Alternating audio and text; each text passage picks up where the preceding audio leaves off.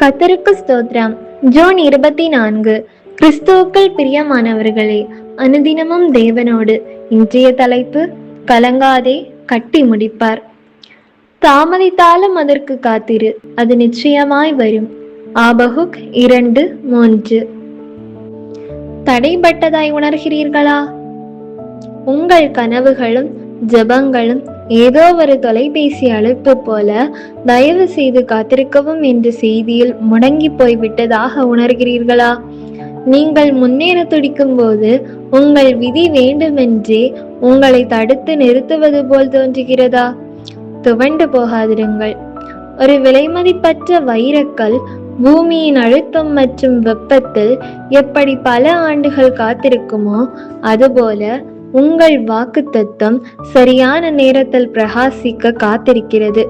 நீங்கள் காத்திருக்கும் தருணம் என்பது மிக முக்கியமான நேரம். அதில் உங்கள் பொறுமை சோதிக்கப்படலாம், சோர்வு உங்களை பிடிக்கலாம்.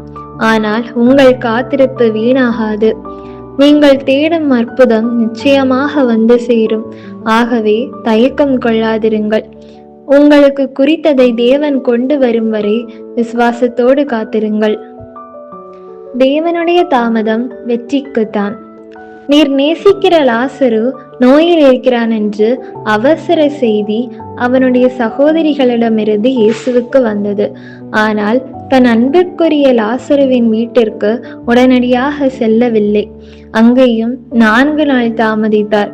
அவனது சகோதரிகள் சொன்ன ஒரே வார்த்தை, நீர் இங்கே இருந்தால் இவன் மரிக்க மாட்டான் என்று. அது வெறும் வார்த்தைகள் அல்ல, நம்பிக்கை இழந்த சோர்வின் அழுகை. இனி எல்லாம் முடிந்தது என்று உலகம் தீர்ப்பு எழுதிய போது அவர் வல்லமை வழங்கியது. உங்கள் வாழ்க்கையிலும் அப்படிதான். நான் ஜெபித்தேன், என் இக்கட்டு நேரத்தில் தேவனை அழைத்தேன். ஆனால் என் வாழ்வில் தேவன் தாமதத்தை காட்டினார். அவர் வந்தால் எனக்கு இது நேரிடாது என்று அழுது கொண்டிருக்கலாம்.